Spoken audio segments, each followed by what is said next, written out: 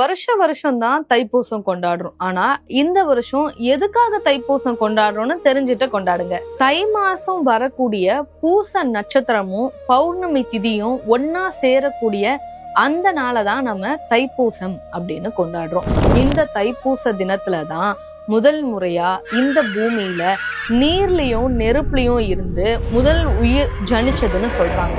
முருகன் வள்ளிய கல்யாணம் செஞ்சதும் இந்த நாள்ல தான். ஒரு மாம்பழத்துக்காக கோச்சிட்டு முருகன் தேவலோகத்துல இருந்து கிளம்பி நம்ம பழனிக்கு வந்ததும் இந்த நாள்ல தான். சூரனை வதம் செய்யறதுக்காக சக்தி கிட்ட இருந்து முருகன் சக்தி வேலை வாங்கினதும் இந்த நாள்ல தான்.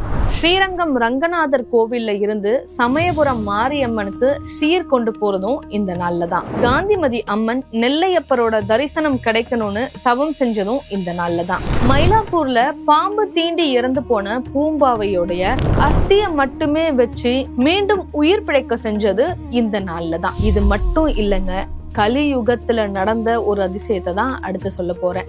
அருட்பெருஞ்சோதி தனிப்பெருங்கருணைன்னு சொல்ல வள்ளலார் அவர்கள் இறைவனோட காற்றோடு காற்றா ஜோதி ரூபமா சேர்ந்தது இந்த நாள்ல தான். இப்படி 1 இல்ல 2 இல்ல பல விஷயங்கள் இந்த தைப்பூசத்துல நடந்திருக்கு.